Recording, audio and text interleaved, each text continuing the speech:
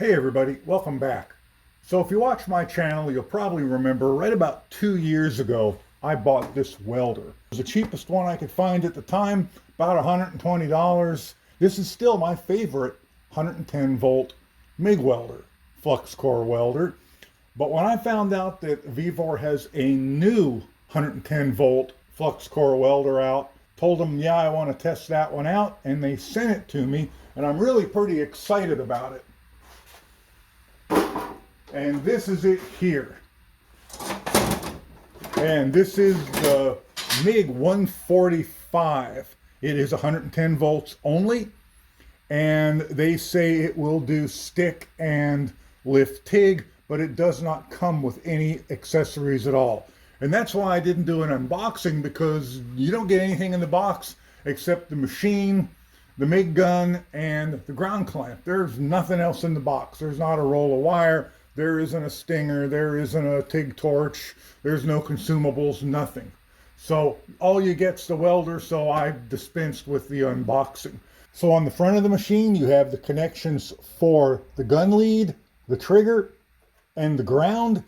The gun lead is easily detachable if you have a stinger around and you want to do a little stick welding, and you'll be able to reverse polarity using stick welding as well. And you can also, if you have a TIG torch around, you can also do lift TIG with it. We have kind of an all-in-one knob here I'll talk about momentarily, and we have a fine-tuning knob for the voltage. We have a readout for amperage, for voltage, and some buttons here to change our settings. That's the front. On the back, all we really have is the fan outlet, the on-off switch, and the power lead. You put wire in this machine from the side, and there's a lot of nice room to work in here. It's not super cramped like some other machines. It does not come with wire, so I just stuck a roll of 030 or 0.8 millimeter flux core wire on it.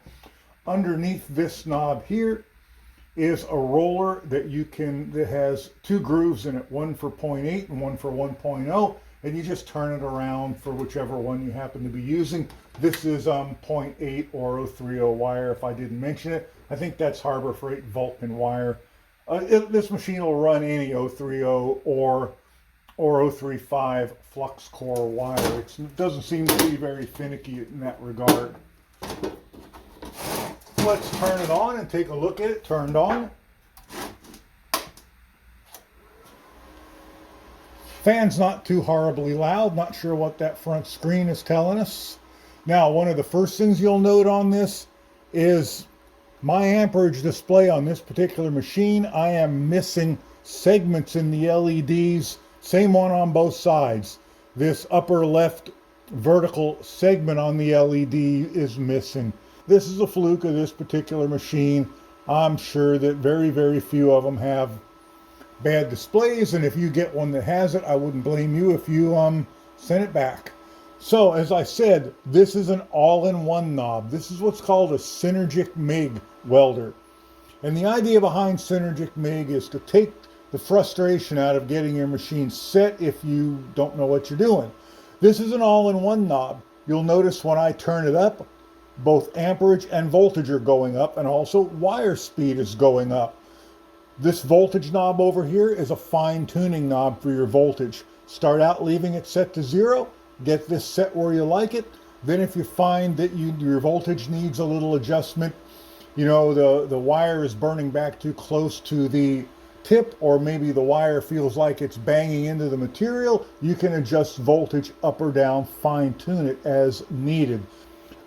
These two knobs these two buttons here, they switch between MIG or flux core, stick welding, and lift TIG just with a press like that. Then the little green spot moves, and this button here switches between 0.8 millimeter wire and 1 millimeter wire. The ground clamp that comes with this is your typical ground clamp that comes with these machines. Nothing great, but it gets the job done. It's got about a 6-foot lead on it. The gun itself also has about a 6-foot lead, and you've got about a foot of gun, so you've got about a 7-foot working length. Now, it does not come with this nozzle. It comes with one of these nozzles. This is a nozzle meant for a machine that has gas. This machine does not have gas, never going to have gas. So I suggest, unless you're trying to do blind tacking, that you yank this off and put one of these on. These cost $5 or $6 and they just pull on and off. But this gives you a much better view of your weld. Vevor also claims that this machine has some type of improved air channel cooling and that it increases the duty cycle to 60%. A 60% duty cycle on a machine this size is pretty impressive. Typically I find they're around half that, around 30%. And duty cycle means that, say for example, you can weld 3 minutes out of 10 minutes. The rest of the time you have to let the machine cool down. Now, I don't know that the 3 minutes and 10 minutes are exactly the time frame involved, but you get the idea. Before we begin welding, I do want to mention that I will put a link to my review of the MIG 130, the blue one. The new one is black and orange, but I will put a link to my review. I'm guessing it's probably the same machine. I'll put a link to that in the cards, as well as a link to a video I made using that machine that says, "So you bought an inexpensive welder and you don't know what to do with it? Help me please," type of video where I go over how to get started with one of these machines. For the record, I do want to mention that I did not pay for this machine. Vevor sent it to me for the purpose of this review. There will be affiliate links below. This machine right now is $129, I think, plus tax. If you sign up for an account, I think you get like $5 off, and I will put a 5% coupon code as well down there. You could probably get this thing for under $120 for in the 100 teens, you know, 118, 19 bucks with all that going on. And I'll put a link to the older MIG 130 as well. It's only like $120 now, and you get the stick welder and the lift TIG torch along with that one. I ran a couple beads here just because I wanted to get the tension on the wire spool and on the feed roller set right so everything works smooth. And you know what, first thing I want to do now that that's done is I want to check to see how high I can go before I pop my 20 amp breaker. Now on my other Vevor machine, the other 110 amp welder, I think 110 volt welder, I think I could get like at 110 amps, 115 amps before it popped the breaker. I can't remember exactly, but it was hot enough to do anything I wanted to do. So, believe it or not, I am now set at 90. I'll show you. See if I can find one that reads right. There's 77. So I'm going to turn it up. I know that's 80. That's 90. So let's start with 90, or what I know is 90, even though it looks more like 30 than 90. And I'm going to run some beads. I'm almost positive that won't make my breaker throw up its hands and yell, "No mas, no mas." But we're going to keep going up till we get to that point.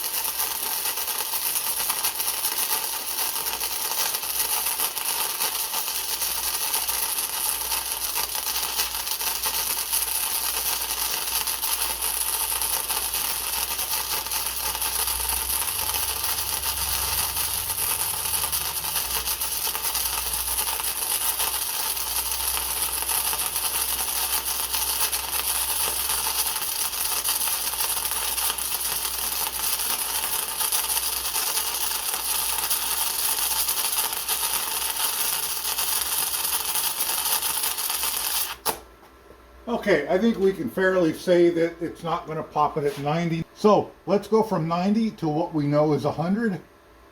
So there's 100. Remember, this is a synergistic, whatever type of machine. So our voltage is going to go up with our amperage, and my fine tuning is set at 0. So I'm not adding or subtracting any voltage into this. We're at 100. Let's see what we can do with 100.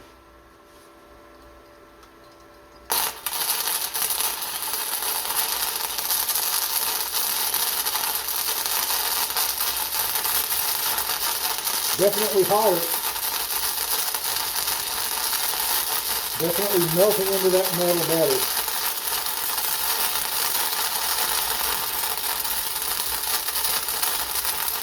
And I'm not even worried about getting a good fill or going in a straight line. I just want to see if it'll run without popping the breaker.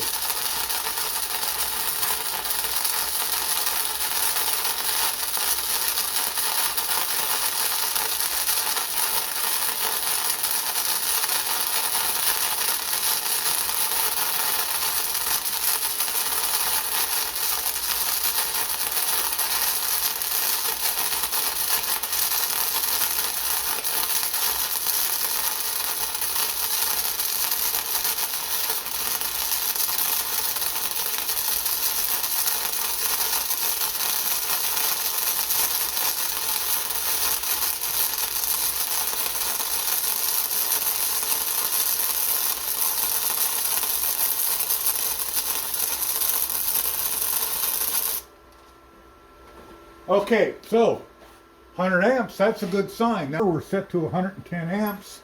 Let's see if we can run a bead on 110. I also want to say, this bead I got on 100 actually on this 3/8 looks pretty good.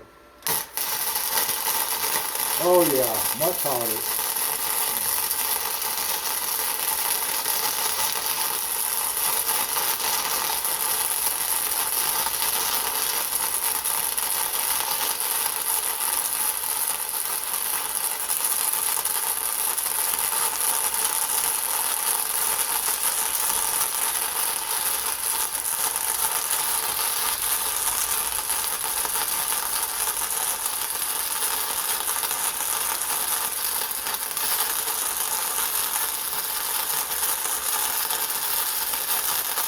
I like the way that's welding. Even though this isn't my favorite wire, I like the way this is welding.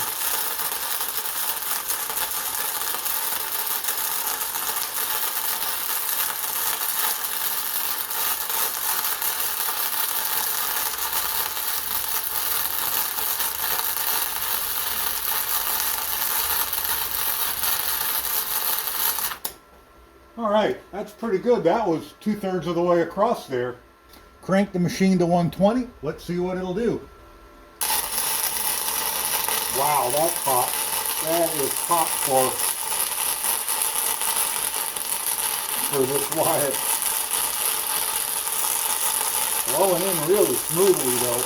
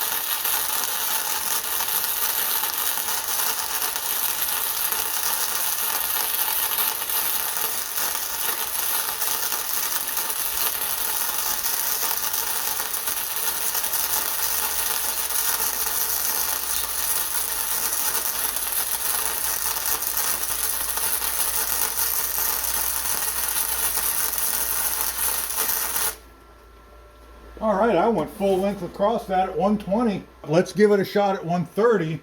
130 is pretty hot for an 030 wire, but it'll tell us what we want to know. Almost up at 20 volts too.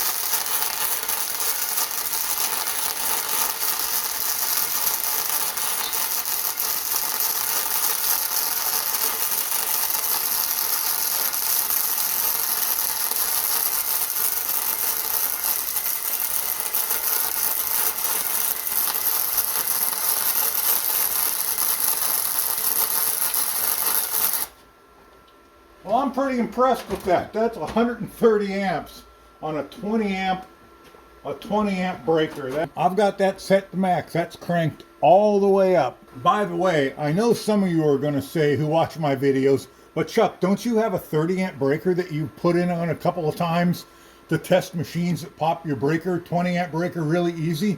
And you're right, I do. And after I did 130 and it didn't pop the breaker, I started questioning myself. Did I accidentally leave that 30 amp breaker in here? And I did not. Here it is. That's the 30 amp breaker I put in from time to time. It's the only one I have. So the 20 amp breaker is the one that's currently in use. So let's try running this at 145 and let's see what happens. That's a hot weld. That's a very hot weld for this wire. So let's see what happens.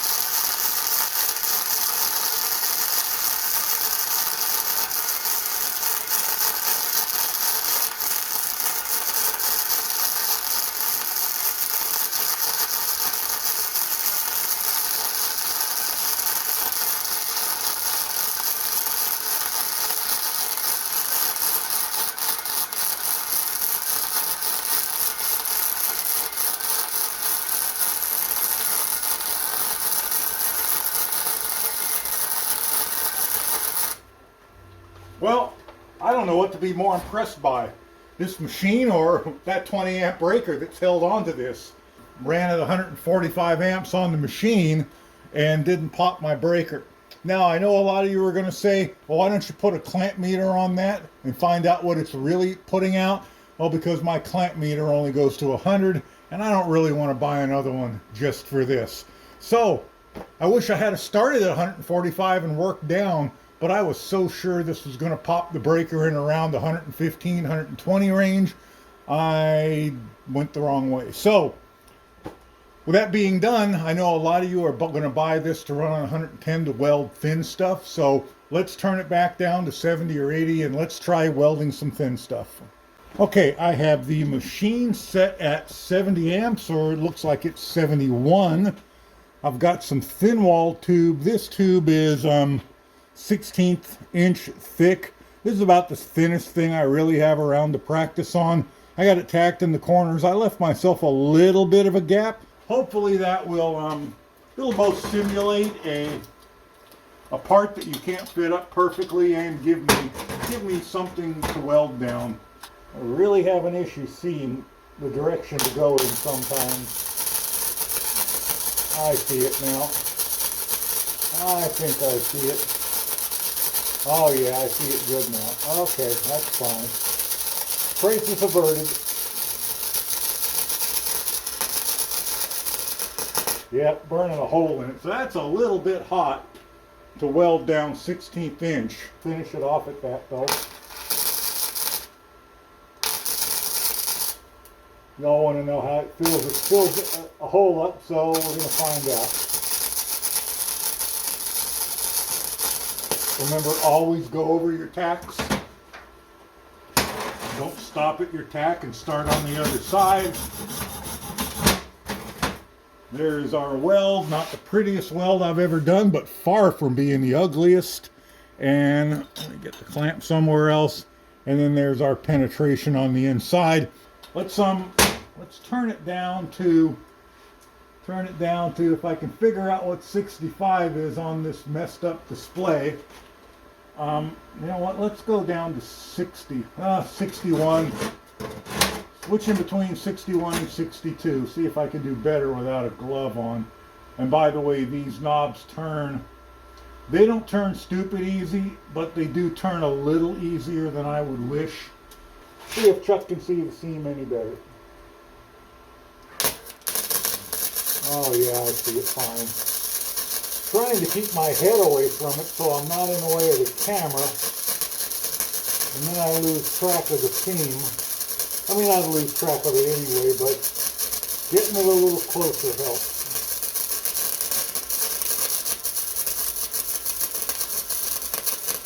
That was much better. Much better.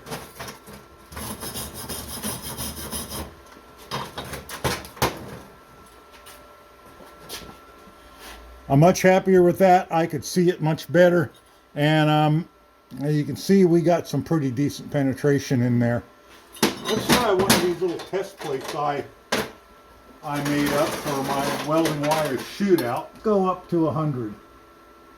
Let's try that at 100. That's 1/8 inch. So the 1/8 inch should handle 100 in a T-joint like that. Let's give this a go. I'm going to kneel down here so that you get a better view of it.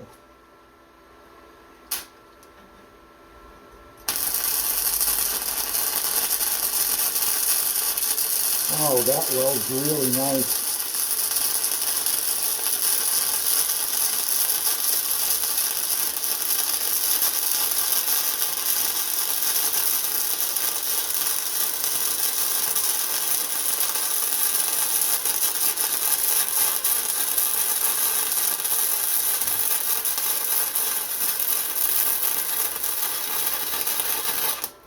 That welded really nice. Maybe we'll bend it too. We'll see what it looks like if we bend it. So there's our weld there. Let's I'm gonna take it over to the bench and to the vise and bend it. Let's try it like this first. Dang, I'm almost pulling my bench over. I broke something. I broke the leg off the back without breaking the weld. Okay, ouch, that's hot, but you can see what I got there. If I was making brackets and stuff, I don't think that would be going anywhere. So here's my next victim. This is a piece of 1/4 inch steel. I cut one end off it. I gave myself a bit of a V in it, not all the way through. I'm gonna crank this thing up to max and we're gonna see how we can fill this and weld it.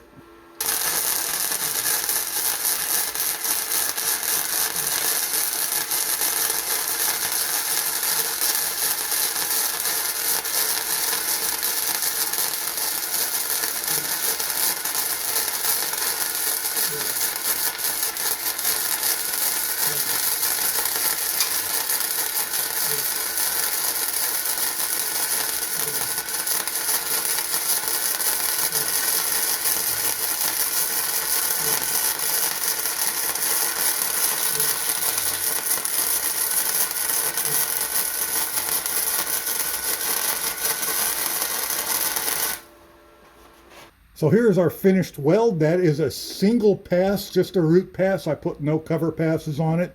That is 145 amps with 030 or 0.8 millimeter wire.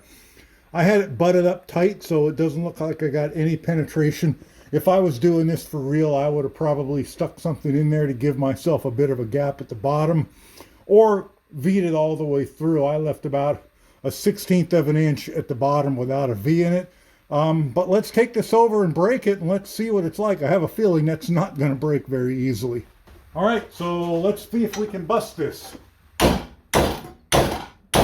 This, by the way, is a 4-pound hammer. I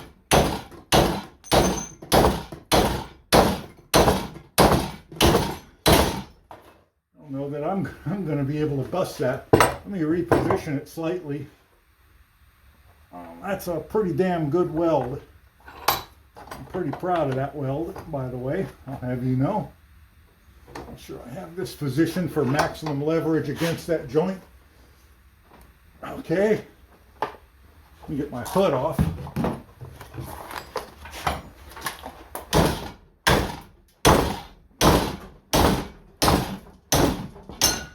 Finally. Just about knocked everything off of my bench doing that. Let's take a look at it. So as you see, I got almost no penetration through where I didn't have the V, but that was still a pretty impressive strong weld, opening it up like that. So on 145 amps, I would definitely in the future leave myself a gap or V it all the way through to a knife. So after nearly a full day of getting set up and welding and getting it dialed in, I'm ready to give my opinion of this machine. Now, first let's cover my dislikes. And I'm not gonna count the defective display. I'm sure the vast majority of these that go out do not have a defective display. Am I disappointed that I got one with a defective display? Yeah, I am. But then again, I'm kind of in a way happy about it because that shows that Vevor is not giving me any special treatment other than providing me with a product to test and review at no charge. They're not taking it out of the box and making sure it works perfectly or sending me something better than what you would get. They just grab the box off the shelf and send it to me. Also, it shows that, hey, you know what? I can be trusted to give an honest review because I'm telling you, I got one with a defective display. I don't particularly like the fact that it only has a 6 or 7 foot long gun lead. In most cases, that's going to be fine since this is so light. You can just pick it up and set it near where you're welding. But boy, it sure would have been nice if it was 3 feet longer. Just get you out under your car or in some awkward spot a little bit better, than having to set the welder up on the hood of your car or dragging it under a car with you. It sure would be nice if it was just a little bit longer. Another thing I didn't really care for is this machine kind of has a finicky motor. The motor that runs the wire.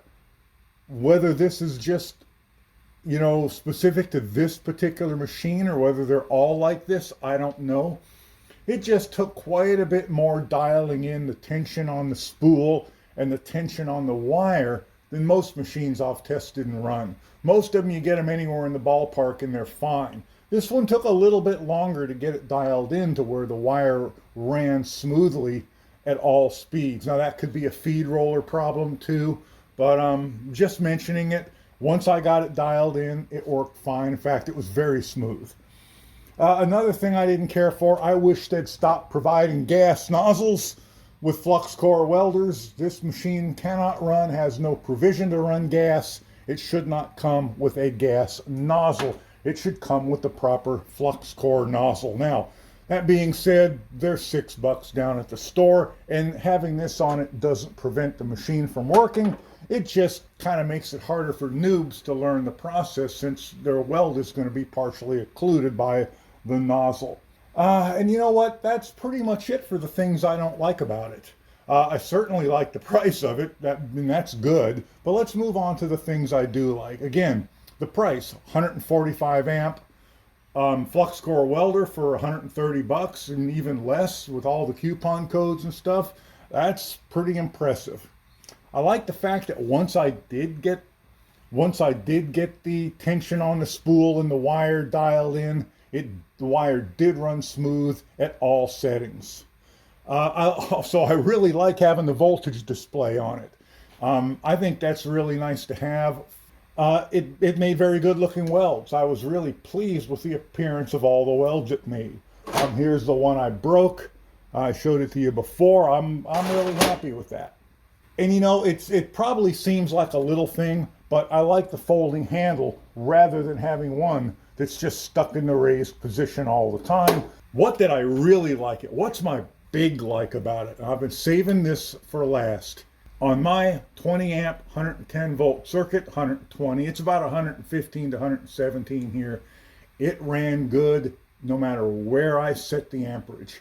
It didn't pop the breaker even all the way up at 145 amps. That's something no other machine, 110 volt machine I had would do. Most of them you get much over about 110 amps and they're going to pop the breaker. So I don't know what kind of technology is in this that's curing that issue.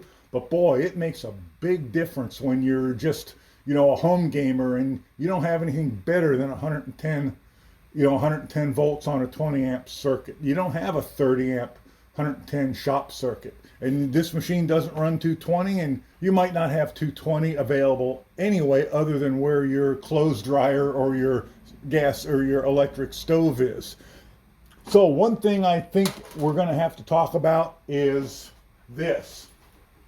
Vevor now sells both these machines. The older MIG 130, although the new one comes in the black and orange paint job, although it looks the same, but which one of these should you buy? And you know what? I think if you're only ever going to run flux core wire, and most of us who buy these are only going to run flux core wire, the MIG 145 is the better machine. And their price varies. There's only like $10 difference between the two of them. And this has been my favorite 110 welder for in the 2 years I've had it, and I've probably tried at least a half a dozen others, maybe more. So this one comes with a TIG torch and a stick welding stinger. So if you think you're going to be needing a TIG torch or a stick welding stinger, this might be the better one to buy because all that comes in the box. Think about that when you buy one. I think this is obviously a better welder than this one. If flux core is the only thing you want to do, the MIG 145 is the better machine, simply because it runs on your 20 amp, 110 volt circuit much better.